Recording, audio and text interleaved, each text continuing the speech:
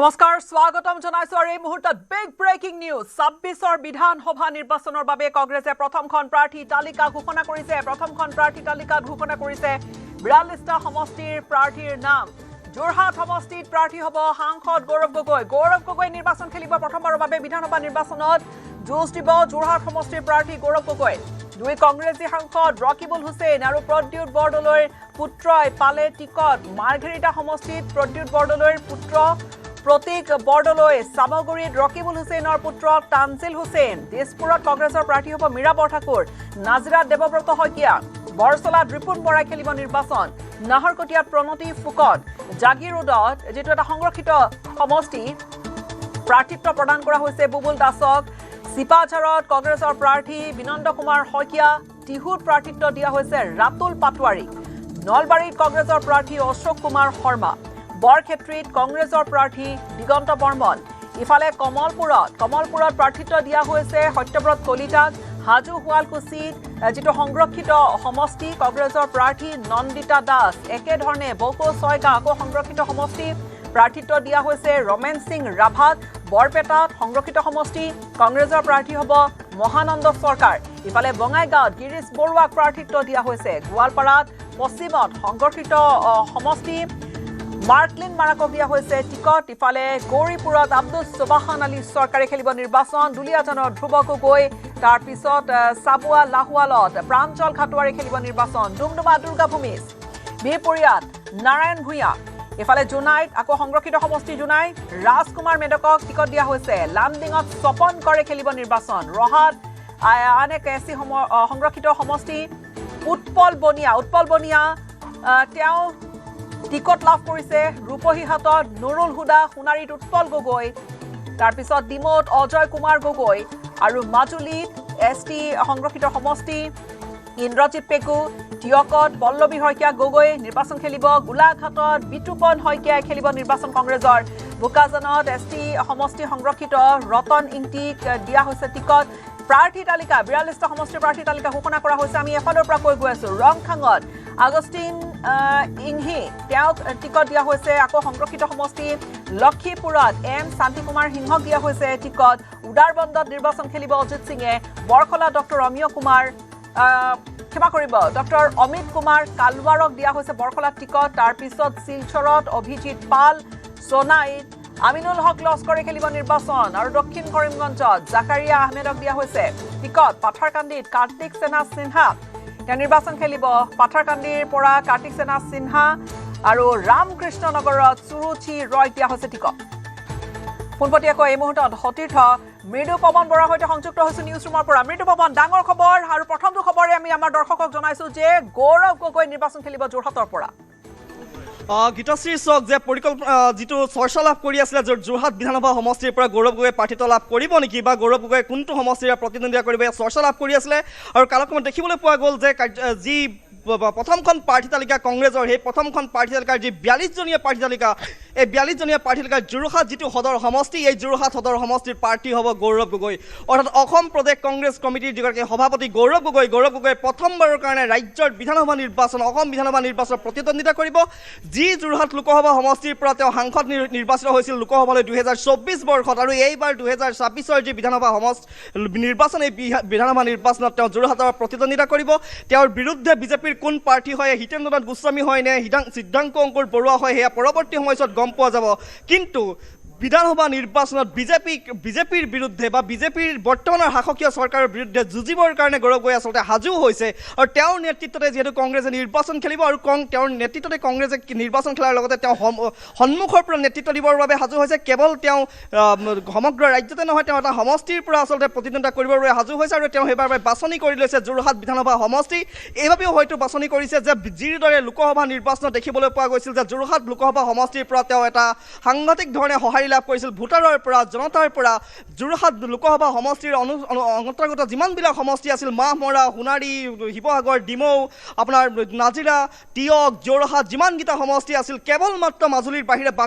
প্ৰতিটো সমষ্টিৰে তেওঁ অগ্ৰগতি লাভ কৰিছিল তপন গগৈৰ বিৰুদ্ধে আৰু এই যি নিৰ্বাচনী অংক এই যি ব্যাপক সফলতা এই ব্যাপক সফলতাৰ পিছত তেওঁ এইবাৰ 2026ৰ যি বিধানসভা নিৰ্বাচন এই 2026ৰ বিধানসভা নিৰ্বাচনত তেওঁ প্ৰতিদ্বন্দ্বিতা কৰিবৰ বাবে সাজু হৈছে উজনি অসমৰ অন্যতম গুৰুত্বপূৰ্ণ সমষ্টি সাংস্কৃতিক নগৰী ৰূপে জনাজাত এই যোৰহাট যি সদৰ সমষ্টি, এই যোৰহাট সমষ্টিৰ পৰা একে সময়তে আমি যদি চাবলৈ যাওঁ যি 42জনীয়া প্ৰাৰ্থী তালিকা, ইয়াত কেইবাগৰাকীও গুৰুত্বপূৰ্ণ নেতাই স্থান লাভ কৰিছে। তাৰ ভিতৰত যদি আমি মাৰ্ঘেৰিটাৰ পৰা আৰম্ভ কৰোঁ, মাৰ্ঘেৰিটাত প্ৰতীক বৰদলৈ এইবাৰ বিধানসভা নিৰ্বাচনত প্ৰতিদ্বন্দ্বিতা কৰিব। এগৰাকী যুৱ নেতা, প্ৰাক্তন সাংসদ, বৰ্তমানৰ সাংসদ প্ৰদ্যুৎ বৰদলৈৰ পুত্ৰ প্ৰতীক বৰদলৈ এতিয়া মৃদু পৱন এই মুহূৰ্তত এইখিনি কথা কওক। হয়তো অখিল গগৈয়ে তেওঁ ফেচবুকত লিখা মেলাও কৰিছিলে, তেওঁ কিছু মাজে সময়তে মন্তব্য কৰিছিলে, তাৰপিছতে আকৌ নকওঁ বুলিও ক'লে। কিন্তু মাৰ্ঘেৰিটা সমষ্টিটো কিন্তু ৰাইজৰ দলে বিচাৰি আছিল। মাৰ্ঘেৰিটাত ৰাহুল চেত্ৰীয়ে খুব তৎপৰতা দেখুৱাই আছিলে।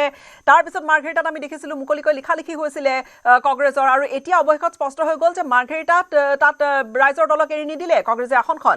একেধৰণৰ আমি বহুকেইটা সমষ্টিৰ নাম আমি ক'বই পাৰোঁ। ডিমৌ সমষ্টিটোৰ কথা আমি একেধৰণে ক'ব পাৰোঁ। শিৱসাগৰৰ অৱশ্যে তালিকাখনত এতিয়ালৈকে নাম নাই। শিৱসাগৰৰ প্ৰাৰ্থিত্ব ঘোষণা কৰা হোৱা নাই। চাওক গীতাশ্ৰী, চাওক এই প্ৰাৰ্থী তালিকা ঘোষণা হোৱাৰ আগলৈকে আজিৰ দিনটোত মিত্ৰতাক লৈ অখিল গগৈয়ে সামাজিক মাধ্যমত 3টা পোষ্ট দিছে। তেওঁ 3টা পোষ্টেৰে জগৰীয়া কৰিছে কংগ্ৰেছক। তেওঁ কৈছে যে আমি 11 ফেব্ৰুৱাৰীৰ পৰা জনসমাৱেশ বন্ধ কৰি ৰাখিছিলোঁ কংগ্ৰেছৰ বাবে, এইবাবে যে মিত্ৰতাৰ স্বাৰ্থত, আসন বুজাবুজিৰ স্বাৰ্থত। আৰু তাৰ পিছতো কিন্তু আজি এই 21 দিন হ'ল, 21 দিনৰ পিছতো কিন্তু কোনো ধৰণৰ ফলাফল নোলাল বা সমাধান সূত্ৰ নোলাল। অৰ্থাৎ যিসমূহ সমষ্টিক লৈ ৰাইজৰ দল আৰু কংগ্ৰেছৰ মাজত অৰিয়া উৰি চলিছিল, টনা আজোৰা চলিছিল, এইসমূহত কিন্তু বৰ বিশেষ অখিল গগৈয়ে গুৰুত্ব প্ৰদান নকৰিলে। অসম প্ৰদেশ কংগ্ৰেছ কমিটিয়ে হওক বা AICCয়ে হওক, ইয়াক কিন্তু ক'ৰবাত নহয় ক'ৰবাত যি যোগেন্দ্ৰ যাদৱৰ মন্ত্ৰণা, সেই মন্ত্ৰণাই কাম নিদিলে। আপুনি মাৰ্ঘেৰিটাৰ কথা কৈছে, মাৰ্ঘেৰিটাত তেওঁলোকে ৰাহুল চেত্ৰী, যিগৰাকী ডিব্ৰুগড় বিশ্ববিদ্যালয়ৰ স্নাতকোত্তৰ মহলাৰ ছাত্ৰকতা সভাৰ প্ৰাক্তন সাধাৰণ সম্পাদক, ৰাহুল চেত্ৰীক প্ৰাৰ্থিত্ব হিচাপে প্ৰক্ষেপ কৰিছিলে ৰাইজৰ দলে। সেই ৰাহুল চেত্ৰীৰ বিৰুদ্ধে কিন্তু কংগ্ৰেছে থিয় কৰাইছিল প্ৰতীক বৰদলৈ। আৰু কাৰ্যক্ষেত্ৰত দেখিবলৈ পোৱা গ'ল যে ৰাইজৰ দলক গুৰুত্ব নিদিয়ে এইবাৰ সমষ্টিটোত কিন্তু কংগ্ৰেছে যুঁজিবৰ বাবে সাজু হৈছে। যে ৰাইজৰ দলে এতিয়া প্ৰতিক্ৰিয়াটো কি ধৰণে দিয়ে আমি চেষ্টা কৰিম। আমাৰ সাংবাদিকে চেষ্টা কৰিব যে অখিল গগৈৰ ফালৰ পৰা কি প্ৰতিক্ৰিয়া আহে সেয়া আমি জানিবলৈ যত্ন কৰিম। কিছু আচলতে ধাৰণা কৰিব পৰা গৈছিলে মৃদু পৱন যে দিছপুৰত কোন হ'ব পাৰে প্ৰাৰ্থী, বা চামগুৰিটো ওলাই আছিলে তানজিল হুছেইনৰ নাম, বা নাজিৰাত দেৱব্ৰত শইকীয়া, সলনি হোৱা নাই, নাহৰকটীয়াত প্ৰণতি ফুকন। কিন্তু জাগিৰোডৰ কথাখিনি কওক। জাগিৰোডত প্ৰাৰ্থী প্ৰদান কৰা হৈছে বুবুল দাসক, তাৰপিছত টিহুত প্ৰদান কৰা হৈছে ৰাতুল পাটোৱাৰীক, আৰু লগতে নলবাৰীত কংগ্ৰেছে টিকট আগবঢ়াইছে প্ৰাক্তন বিজেপি নেতা অশোক কুমাৰ শৰ্মাক। হয়, চাওক আপুনি ইতিমধ্যে বুবুল দাসৰ কথা কৈছে। জাগিৰোড এটা সমষ্টি য'ত নেকি পীযুষ হাজৰিকা যথেষ্ট এটা সবল ভেটি আছে, সবল দুৰ্গ আছে। তেওঁ যথেষ্ট জনপ্ৰিয় নেতা জাগিৰোড বিধানসভা সমষ্টিৰ বৰ্তমানৰ বিধায়ক, ৰাজ্যৰ জলসম্পদ মন্ত্ৰী পীযুষ হাজৰিকাৰ বিৰুদ্ধে তেওঁলোকে প্ৰতিদ্বন্দ্বিতাত নমাব বিচাৰিছে বুবুল দাসক। 2021 চনৰ পিছত 2021 চনলৈ যদি আমি ঘূৰি চাওঁ, এইগৰাকী বুবুল দাস আছিলে কিন্তু AJPৰ নেতা, অসম জাতীয় পৰিষদৰ নেতা। তেওঁ লাভ কৰিছিল 12,000তকৈ কিছু ভোট। তাৰ পৰিৱৰ্তে কিন্তু আন যিগৰাকী কংগ্ৰেছৰ স্বপন কুমাৰ মণ্ডল আছিল কংগ্ৰেছৰ প্ৰাৰ্থী, তেওঁ যথেষ্ট ভোট লাভ কৰিছিল, তাতকৈ বেছি ভোট লাভ কৰিছিল। কিন্তু এইবাৰ তেওঁলোকে বুবুল দাসকে তেওঁলোকে কৈছে। তাত কিন্তু কেইবাজনো যুৱ প্ৰাৰ্থীয়ে তেওঁলোকে টিকট বিচাৰিছিলে কংগ্ৰেছৰ পৰা।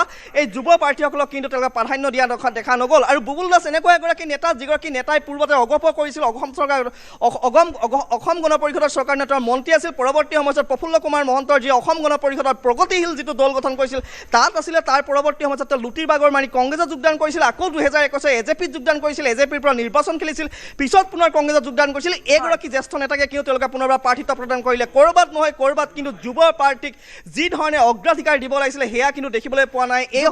এইখন লিষ্টত নিদিয়া বুলি ক'ব নোৱাৰি। যেনে পিতৃ দুয়োগৰাকীয়ে কংগ্ৰেছৰ নেতা, পুত্ৰ তেওঁলোককো টিকট দিয়া হৈছে। যুৱ প্ৰাৰ্থীৰ কথা ক'লে আমি মাৰ্ঘেৰিটাৰ কথা ক'ব পাৰোঁ, তানজিল হুছেইনৰ কথা, চামগুৰিৰ কথা ক'ব পাৰোঁ। এই বিষয়টোক লৈ সাধাৰণতে বিজেপিয়ে এই বিষয়বোৰক লৈ কংগ্ৰেছক টাৰ্গেট কৰে।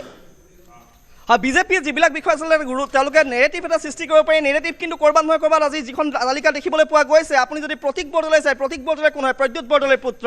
আপুনি যদি তানজিল হুছেইনক চায়, তানজিল হুছেইন কোন হয়? যে বৰ্তমানৰ যিগৰাকী জ্যেষ্ঠ নেতা ধুবুৰীৰ সাংসদ ৰকিবুল হুছেইনৰ পুত্ৰ। তেওঁ চামগুৰিৰ পৰা পুনৰ প্ৰতিদ্বন্দ্বিতা কৰিব। অৰ্থাৎ এই ধৰণে দেখিবলৈ পোৱা হৈছে তেওঁলোকে এই যি পৰিয়াল কেন্দ্ৰিক ৰাজনীতি, তাত এইবাৰো যেন তেওঁলোকৰ প্ৰাৰ্থী তালিকাত সেয়া প্ৰতিফলন ঘটিছে। আৰু তেওঁলোকৰ পিছত আপুনি যদি চায়, দিছপুৰত কিন্তু আৰ্কাশিস চলিহাই বিচাৰিছিলে, অৰ্থাৎ যিগৰাকী কিৰীপ চলিহাৰ পুত্ৰ, তেওঁক বঞ্চিত কৰা হ'ল। তাৰ বিপৰীতে কিন্তু তাক প্ৰাৰ্থিত্ব প্ৰদান কৰা হৈছে জ্যেষ্ঠ নেত্ৰী, যিগৰাকী অত্যন্ত বাকপটু মীৰা বৰঠাকুৰ প্ৰাৰ্থিত্ব প্ৰদান কৰিছে দিছপুৰ সমষ্টিৰ পৰা। আৰু ইতিমধ্যে আপুনি প্ৰশ্ন কৰিছিলে যে ৰাইজৰ দলৰ কথা প্ৰশ্ন কৰিছিলে যে মাৰ্ঘেৰিটাই কিন্তু ৰাইজৰ দলে বিচৰা নাছিলে। ৰাইজৰ দলে বিচাৰিছিলে মাৰ্ঘেৰিটা, ডিমৌ, আপোনাৰ এই যি দিছপুৰ যিটো সমষ্টি, এই সমষ্টিকেইটাও বিচাৰিছিলে। এই সমষ্টিসমূহক আচলতে ৰাইজৰ দলক যে এৰি নিদিয়ে সেই কথা স্পষ্ট কৰি দিছে কংগ্ৰেছৰ প্ৰাৰ্থী তালিকা। তালিকায় এই প্ৰতিটো সমষ্টিতে কিন্তু তেওঁলোকে প্ৰাৰ্থিত্ব প্ৰদান কৰিছে। ইয়াৰ বিপৰীতে আপুনি আৰু এটা গুৰুত্বপূৰ্ণ অনুধাৱন কৰিব পাৰে, সেয়া হৈছে যে যিসমূহ সমষ্টি অসম জাতীয় পৰিষদে এৰি দিয়াৰ কথা আছিল সেই সমষ্টিসমূহত কিন্তু প্ৰাৰ্থিত্ব দিয়া নাই কিন্তু কংগ্ৰেছে। আপুনি যদি ডিব্ৰুগড় সদৰ সমষ্টি তেওঁলোকে প্ৰাৰ্থীৰ নাম ঘোষণা কৰা নাই, তেওঁলোকে আপোনাৰ খোৱাং সমষ্টিৰ প্ৰাৰ্থীৰ নাম ঘোষণা কৰা নাই, একে সময়তে তেওঁলোকে মাহমুৰা সমষ্টিৰ প্ৰাৰ্থীৰ নাম ঘোষণা কৰা নাই, চিচিবৰগাঁৱৰ সমষ্টিৰ প্ৰাৰ্থীৰ নাম ঘোষণা কৰা নাই, সৰুপথাৰ সমষ্টিৰ প্ৰাৰ্থীৰ নাম ঘোষণা কৰা নাই, বিন্নাকান্দিৰ প্ৰাৰ্থীৰ নাম ঘোষণা কৰা নাই, বহৰমপুৰৰ প্ৰাৰ্থীৰ নাম ঘোষণা কৰা নাই, অৰ্থাৎ বজালিৰ প্ৰাৰ্থীৰ নাম ঘোষণা কৰা নাই, পলাশবাৰীৰ নাম ঘোষণা কৰা নাই, প্ৰাৰ্থীৰ নাম ঘোষণা কৰা নাই। এই বিধানসভা সমষ্টিসমূহ কিন্তু কংগ্ৰেছে এৰি দিয়াৰ কথা আছিল অসম জাতীয় পৰিষদক। ক'ৰবাত নহয় ক'ৰবাত অসম জাতীয় পৰিষদ আৰু কংগ্ৰেছৰ অংক মিলিছে, হয়তো মিলাৰ বাবে এই সমষ্টিসমূহত কংগ্ৰেছৰ প্ৰাৰ্থী থকাৰ পিছতো, প্ৰতিবাদ থকাৰ পিছতো কিন্তু প্ৰাৰ্থীয়ে প্ৰতিবাদ কৰাৰ পিছতো কিন্তু সমষ্টিসমূহ কিন্তু এৰি দিয়া নাই। তেওঁলোকে তাত তেওঁলোকে এৰি দিয়া দেখিবলৈ পোৱা গৈছে। সেইটো আপুনি ভালদৰে বিশ্লেষণ কৰিব পাৰিব। নামনি অসমৰ বহুকেইটা সমষ্টিৰ নাম এতিয়াও ঘোষণা কৰা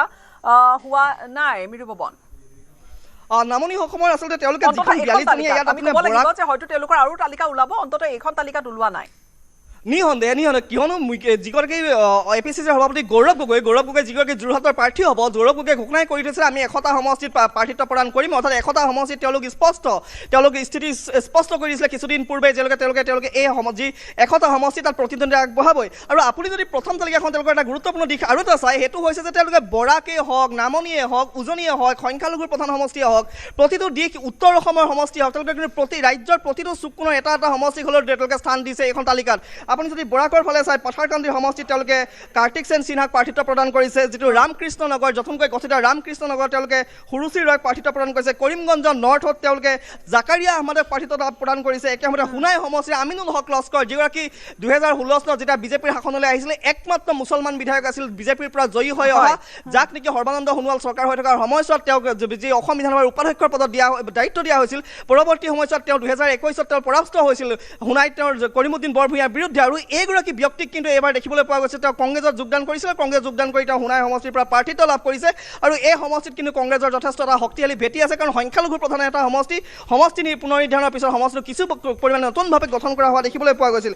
আপুনি শিলচৰৰ প্ৰাৰ্থিত্বৰ নাম ঘোষণা কৰিছে অভিজিৎ পাল, বৰখলা, অমিত কুমাৰ কালৱাৰ, উদাৰবন অজিত সিং, লক্ষীপুৰত শান্তি কুমাৰ সিংহ, অৰ্থাৎ এইকেইটা সমষ্টি হৈছে বৰাক উপত্যকাৰ। একে সময়তে যি পাহাৰৰ যিকেইটা সমষ্টি 5টা সমষ্টি আছে, এটা কথা আমি ক'ম যে আমাৰ দৰ্শকৰ জ্ঞাতাৰ্থে ক'ম যে পূৰ্বতে ডিলিমিটেশ্যনৰ পূৰ্বে 15টা সমষ্টি আছিল, তাৰ পিছত 13টা সমষ্টি হ'ল বৰাক ভেলীত, আৰু এতিয়া সেই 13টা সমষ্টিৰ লক্ষীপুৰ, উদাৰবন, বৰখলা, শিলচৰ, সোণাই, কৰিমগঞ্জ, উত্তৰ কৰিমগঞ্জ, পাথাৰকান্দি আৰু ৰামকৃষ্ণনগৰ 8টা সমষ্টিৰ প্ৰাৰ্থী তালিকাত নাম ঘোষণা কৰিছে।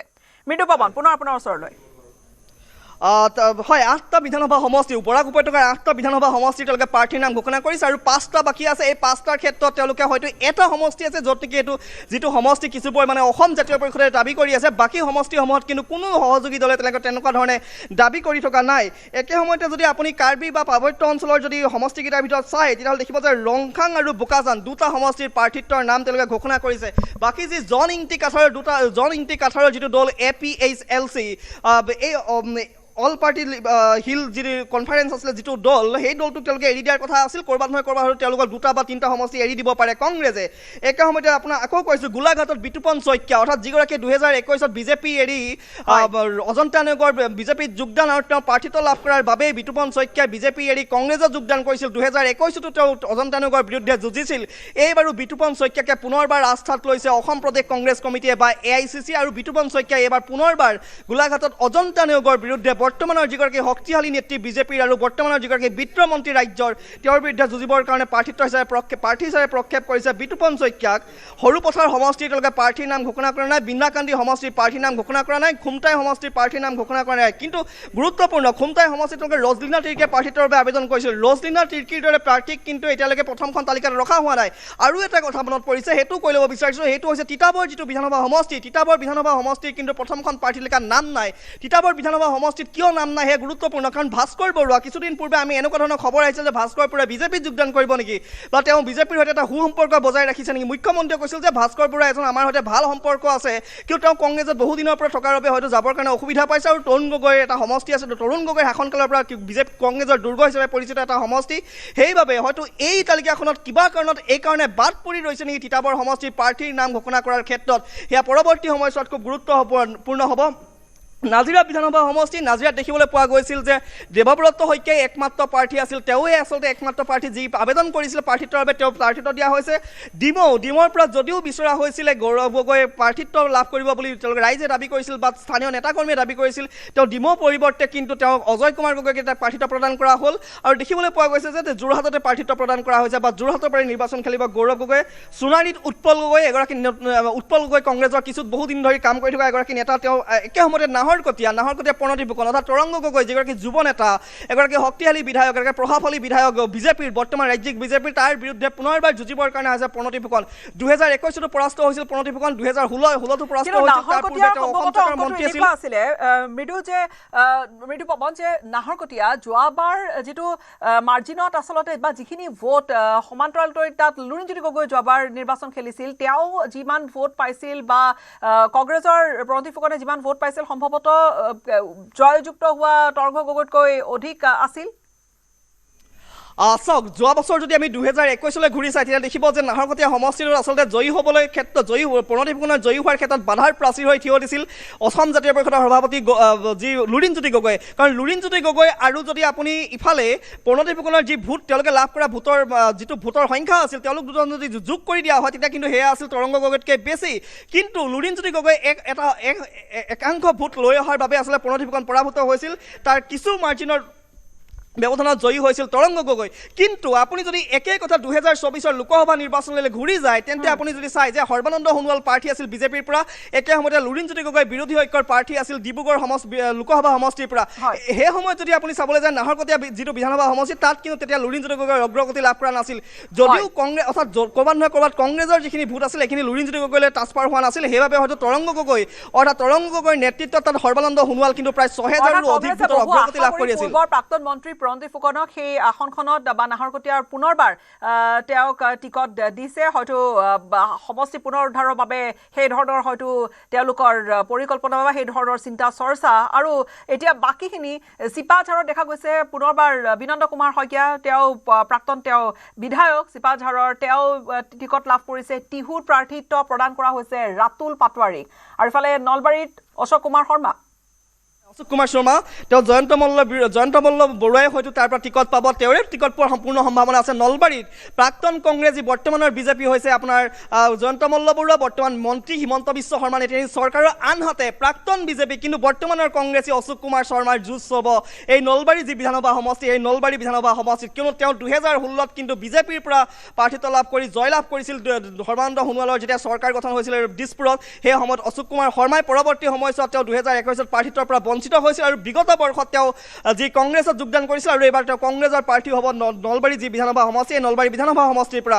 আৰু দুটা সমষ্টি আমি যাম, তাৰ ভিতৰত আৰু এটা গুৰুত্বপূৰ্ণ এটা কথা কয় যে দুলীয়াজান যিটো বিধানসভা সমষ্টি, দুলীয়াজান বিধানসভা সমষ্টিত ধ্ৰুৱ গগৈ আৰু ৰামেশ্বৰ তেলীৰ যুঁজ হ'ব। এইকাৰণে ৰামেশ্বৰ তেলীৰ যুঁজ হ'ব বুলি কৈছোঁ। আজি মুখ্যমন্ত্ৰী ডক্টৰ হিমন্ত বিশ্ব শৰ্মাই যি তেৰছগৰাক ৰাজ্যসভালৈ প্ৰেৰণ কৰাৰ পিছত এটা কথা নিশ্চিত কৰিছিল যে বৰ্তমানৰ যিগৰাকীৰ কাৰ্যকাল শেষ হ'ব ৰাজ্যসভাত প্ৰাক্তন মন্ত্ৰী, কেন্দ্ৰীয় মন্ত্ৰী যি ৰামেশ্বৰ তেলী 2001ৰ পৰা 2011লৈ বিধায়কৰ দায়িত্ব পালন কৰিছিল যি দুলীয়াজান সমষ্টিৰ পৰা, তেওঁ এইবাৰ বিজেপিৰ প্ৰাৰ্থী হ'ব। অৰ্থাৎ দুলীয়াজানত কংগ্ৰেছৰ ধ্ৰুৱ গগৈৰ বিৰুদ্ধে যুঁজ হ'ব বিজেপিৰ নেতা, বিজেপিৰ প্ৰাক্তন মন্ত্ৰী, কেন্দ্ৰীয় মন্ত্ৰী তথা বৰ্তমানৰ ৰাজ্যসভাৰ সাংসদ ৰামেশ্বৰ তেলীৰ মাজত যে যুঁজ হ'ব সেই কথা নিশ্চিত হৈ পৰিছে এই প্ৰাৰ্থী তালিকা ঘোষণা কৰাৰ পিছত। আপুনি চিপাঝাৰৰ কথা কৈছে, চিপাঝাৰ বিনন্দ কুমাৰ শইকীয়া যেতিয়া মুখ্যমন্ত্ৰী ডক্টৰ হিমন্ত বিশ্ব শৰ্মাই কংগ্ৰেছত যোগদান কৰিছিল সেই সময়ত একেলগে এই যিটো দাদা ব্ৰিগেড বুলি কোৱা হৈছিল সেই সময়ত বিনন্দ কুমাৰ শইকীয়াই আচলতে হিমন্ত বিশ্ব শৰ্মাৰ লগতে বিজেপিত যোগদান কৰিছিল। পৰৱৰ্তী সময়ত 2016ৰ পৰা 2021লৈ তেওঁ তাৰ পৰা জয়ী হৈ বিধায়ক হিচাপে নিৰ্বাচিত হৈছিল। কিন্তু 2021ত যেতিয়া চিপাঝাৰত পৰমানন্দ ৰাজভংগীক টিকট প্ৰত্যাশী বা টিকট প্ৰদান কৰিছিল বিজেপিয়ে, সেই সময়ত তেওঁ কিছু পৰিমাণে অসন্তুষ্ট হৈছিল। পৰৱৰ্তী সময়ছোৱাত তেওঁ বিজেপিৰ এক্টিভ মেম্বাৰ হৈ থাকিলেও তেওঁ কাম কৰাৰ পৰা আচলতে বিৰত আছিল আৰু বিগত বৰ্ষত তেওঁ কংগ্ৰেছত যোগদান কৰে আৰু বিনন্দ কুমাৰ শইকীয়াক তেওঁলোকে এইবাৰ প্ৰাৰ্থিত্ব প্ৰদান কৰিছে চিপাঝাৰ বিধানসভা সমষ্টিৰ পৰা। একেদৰে আপুনি ৰূপহীহাটৰ ক্ষেত্ৰত যদি চাই নুৰুল হুদা যিগৰাকী বৰ্তমানৰ বিধায়ক, নুৰুল হুদাক পুনৰবাৰ তেওঁলোকে প্ৰাৰ্থিত্ব প্ৰদান কৰিছে। আপুনি বৰক্ষেত্ৰীত যিগৰাকী বৰ্তমানৰ বিধায়ক দিগন্ত বৰ্মনে প্ৰাৰ্থিত্ব লাভ কৰিছে দিছপুৰ মীৰা বৰঠাকুৰে তাত মীৰা বৰঠাকুৰে প্ৰাৰ্থিত্ব লাভ কৰিছে সত্যব্ৰত কলিতা কমলপুৰৰ প্ৰাক্তন বিধায়ক 2016 চনত মিত্ৰতাৰ স্বাৰ্থত কমলপুৰ বিজেপিক অগপক এৰি দিছিলে বিজেপিয়ে তাৰ পৰা জয়ী হৈ আহিছিল সত্যব্ৰত কলিতা 2021 তাত বিজেপিয়ে চিটটো তেওঁলোকৰ পৰা লৈ আৰু য'ত নেকি দিগন্ত কলিতা বিধায়ক হিচাপে নিৰ্বাচিত হয় পৰৱৰ্তী সময়ত তেওঁ অসন্তুষ্ট হয় আৰু কংগ্ৰেছত যোগদান কৰে এই সত্যব্ৰত কলিতাক আস্থাত ৰাখি এবাৰ কমলপুৰ যি বিধানসভা সমষ্টি এই কমলপুৰ বিধানসভা সমষ্টিৰ পৰা তেওঁ কংগ্ৰেছৰ প্ৰাৰ্থিত্ব লাভ কৰিছে আৰু কমলপুৰত হয়তো তেওঁ দিগন্ত কলিতাৰ বিৰুদ্ধে যুঁজিব এইগৰাকী যি সত্যব্ৰত কলিতাই কলিতাক লৈ কংগ্ৰেছ আগবাঢ়িছে আৰু চাবলৈ গ'লে ডুমডুমা দুৰ্গাভূমিত পুনৰবাৰ তেওঁ নিৰ্বাচন খেলিব মাৰ্ঘেৰিটাত প্ৰতিবৰ্ডলৈ প্ৰাঞ্জল খাটুৱাৰৰ চৰ্চা হৈ আছিলে চাবুৱাল আহুৱালক আৰু প্ৰাঞ্জল খাটুৱাৰকে টিকট দিয়া হৈছে দুলীয়াজানৰ ধ্ৰুৱ গগৈৰ কথা ক'লে নাহৰকটীয়াত প্ৰণতি ফুকনৰ আমি কথা ক'লো আৰু এই ধৰণে গোটেই তালিকাখন 42টা সমষ্টিৰ তালিকা ইতিমধ্যে ঘোষণা কৰা হৈছে মৃদু পৱন আমি এই মুহূৰ্তত বিদায় লৈছোঁ আপোনাৰ পৰা ধন্যবাদ আমাক এইখিনি আপডেট আপুনি সামগ্ৰিক ৰূপে জনালে